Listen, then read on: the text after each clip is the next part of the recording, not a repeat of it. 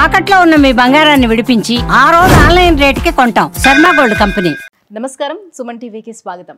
2025 సంవత్సరం నవగ్రహాల స్థితిగతులు ఎలా ఉన్నాయి, ద్వాదశ రాశుల వారికి ఎటువంటి ఫలితాలని అందజేస్తున్నాయి, ఈ విషయాన్ని తెలియజేసేందుకు మనతో పాటు ఉన్నారు ప్రముఖ జ్యోతిష శాస్త్ర పండితులు, శ్రీచక్రపీఠ వ్యవస్థాపకులు బ్రహ్మశ్రీ ప్రదీప్ జోషి గారు. గురుగారు నమస్కారం. శ్రీమాత్రే. గురుగారు, 2025 సంవత్సరం మరి కుంభరాశి వారికి ఎలా ఉండబోతుంది? రాశిలో ఉంచి శని వెళ్తున్నాడు కాబట్టి ఏమైనా కొంచెం రిలీఫ్ ఉంటుందా వీళ్ళకి? శ్రీ గురుభ్యో నమః. శ్రీమాత్రే నమః. కుంభరాశి వాళ్ళకి నేను చెప్పేది ఏంటంటే, ఇప్పుడు ఏలినాటి శని ఇంకా 2.5 సంవత్సరాలు ఉంది. సో వాత పెట్టాడు, తర్వాత వెన్న కూడా పెట్టాడు, అయిపోయింది. ఇప్పుడు హీలింగ్ టైం ఇది. It's time to heal.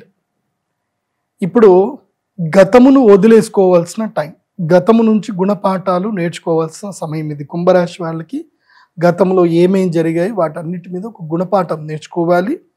నేర్చుకొని ఇప్పుడు సక్సెస్ఫుల్గా ఒక స్కిల్ నేర్చుకోవాల్సిన టైం ఇది. ముఖ్యంగా యంగ్స్టర్స్ చెప్తున్నాను, 20 ఏళ్ల నుంచి 40 ఏళ్ల మధ్యలో ఉండేటువంటి వాళ్లకు ఈ ఇంకా 2.5 సంవత్సరాల పాటు స్కిల్, ఏదైనా ఒక స్కిల్ని ఓన్ చేసుకోండి.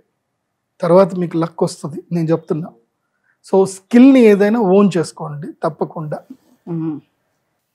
ఉద్యోగము చేయొచ్చు, కానీ దాంతోపాటు స్కిల్ తప్పకుండా నేర్చుకోండి. ఇట్స్ టైమ్ టు లెర్న్, అదొకటి.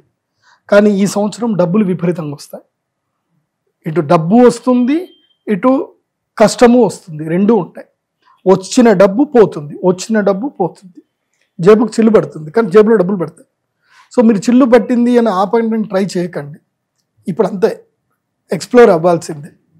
ఇప్పుడు నీకు అవసరం ఉన్నా లేకున్నా నీ ఫ్రెండ్స్ తోటో అక్కడిక్కడ తిరుగు, బిజినెస్ల గురించి అన్నిటి గురించి తెలుసుకో, ఎక్స్ప్లోర్ చెయ్యి.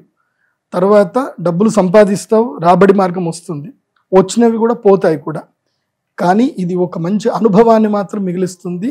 మీకు మంచి బిజినెస్ మ్యాన్గా తయారు చేసే అవకాశాలు అయితే ఉంటాయి. ఇప్పుడు కుంభరాశి వాళ్ళు మంచి బిజినెస్ మ్యాన్ అవుతారు. ఇప్పుడు ఏంటంటే కనుక, ఇప్పుడు మనం ఒక శిల్పాన్ని చెక్కుతున్నాము, కానీ అది ఇంకా పూర్తి చేయకన్నా మునిపే శిల్పాన్ని చూడకూడదు. పూర్తి చేయకన్నా మునుపు దాన్ని వదిలేయకూడదు, ఇంకా నాతో అయిపోయింది. ఇప్పుడు ఉదాహరణకి మనము ఒక 100 అడుగులు తవ్వితే నీళ్లు పడతాయి, కానీ 99 అడుగులు తవ్వేసి ఇంకొక అడుగు తవ్వకుండా వదిలేస్తాం చూడు, అదే జరుగుతుంది కుంభరాశి వాళ్ళకి. So do your best. నేను చెప్పేది, కుంభరాశి వాళ్ళకి మీ బెస్ట్ ఎంత ఉందో అంత ఎఫర్ట్స్ పెట్టండి, మీరు సక్సెస్ఫుల్ అవుతారు. ఇప్పుడు ఎఫర్ట్స్ పెడితే వాళ్ళకి ఆ బీజం పడుతుంది. సో మళ్ళీ తృతీయ గురువు వచ్చి మళ్ళీ 7వ గురువు వచ్చేసరికి దానికి ఫ్రూట్స్ స్టార్ట్ అవుతాయి. ధనుసు రాశి వాళ్ళకి ఎట్లాగైతే ఫ్రూట్స్ ఎట్లా వస్తాయో అట్లా ఇప్పుడు కుంభరాశి వాళ్ళకి ఇప్పుడు మీరు బీజం పెడితే మీకు దాని యొక్క ఫ్రూట్స్ ముందు వస్తాయి. కాబట్టి 100% ఎఫర్ట్స్ పెట్టండి, ఎక్కడ కూడా నీరస పడకండి, వదిలేయకండి. అండ్ నిరాశ అస్సలు పడకండి. ఇది నిరాశ పడే సమయం అయిపోయింది, గివప్ చేస్తారు. గివప్ చేయకండి. ఇదే టైం, నేను కూడా ఇదే టైంలో నేను గివప్ చేద్దాం అనుకొని రెడీ అయిపోయా, కానీ గివప్ చేసుకోవాలా. మా అమ్మ గుర్తుకొచ్చింది కాబట్టి నేను గివప్ చేయలే, బయటకు వచ్చేసా. లేదంటే నేను గివప్ చేసుకునేటువంటి సేమ్ టైం కరెక్ట్గా ఏళ్ళనాటి శని అయిపోయే టైంకి గివప్ చేస్తారు చాలామంది. ఇంకా నా వల్ల కాదు అనుకుంటారు. అయితే తాడో లేకపోతే బ్లేడో అంటారు. తాడు లేదు, బ్లేడు లేదు, తగ్గేదలా పరిగెత్తాలి, అంతే. చేస్తానే పోవాలి, కాంప్రమైజ్ కాకుండా కష్టపడండి. దేవుడు ఎప్పుడైనా గుర్తుపెట్టుకోండి, ఆ లాస్ట్ మూమెంట్లోనే బాగా ఒత్తిడి చేస్తాడు. అది అయిపోయింది అనుకోండి, ఇంకా ఉంటుంది జీవితం, సూపర్ ఉంటుంది. సో కేజీఎఫ్ మీ లైఫ్ లోపల KGF 2 వస్తుంది అనుకోండి, 1 కాదు 2 వస్తుంది మీ లైఫ్ లోపలికి. ఓకే, గుర్తుపెట్టుకోండి. ఇంకా ఎలాంటి పరిహారాలను పాటించాలి వీళ్ళు? పరిహారం మెయిన్గా ఏంటంటే, వీళ్ళు తిరుమల తిరుపతి దేవస్థానంకి తప్పకుండా శ్రీనివాస మంగాపురం నుంచి కాలినడకన వెళ్ళాలి. శ్రీనివాస మంగాపురం నుంచి తిరుమల తిరుపతి దేవస్థానం దర్శనం చేసుకోవాలి. తర్వాత ఈ మార్చ్ 28 తర్వాత షష్టగ్రహ కూటమి రోజు యాగం చేసుకోవాలి వీళ్ళు తప్పకుండా.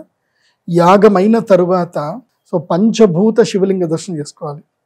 మొట్టమొదటిగా పృథ్వీలింగం దగ్గరికి పోవాలి. ఎక్కడ పృథ్వీలింగం అంటే కంచి కామకోటి పీఠం దగ్గర ఉంటుంది. ఏకాంబరనాథేశ్వర స్వామి దేవస్థానం. మొదలు వెంకటేశ్వర స్వామి దర్శనం చేసుకోవాలి, అక్కడ నుంచి డైరెక్ట్గా కాంచీపురం వెళ్ళాలి, కామాక్షమ్మ దర్శనం చేసుకోవాలి, తర్వాత ఏకాంబరనాథేశ్వర స్వామి దర్శనం చేసుకోవాలి. సో పృథ్వీలింగం అయిపోయింది. పృథ్వీలింగం అయిన తర్వాత నీరు, జలలింగంకి వెళ్ళాలి, జంబుకేశ్వరంకి వెళ్ళాలి. పక్కనే దారిలోనే శ్రీకాళ వస్తుంది కదా, పోయి అట్లా వెళ్తే కదా అంటే కాదు. ఫస్ట్ పృథ్వీలింగం ఎస్టాబ్లిష్మెంట్, దెన్ తర్వాత జలలింగం జంబుకేశ్వర స్వామి దగ్గర పోవాలి. జలలింగం తర్వాత అగ్నిలింగం అరుణాచలం పోవాలి. అగ్నిలింగం దర్శనం చేసుకున్నాక వాయులింగం శ్రీకాళహస్తి. శ్రీకాళహస్తికి వచ్చి అక్కడి నుంచి మన ఎక్కడికి వెళ్ళాలి, చిదంబర స్వామి దగ్గరికి వెళ్ళాలి.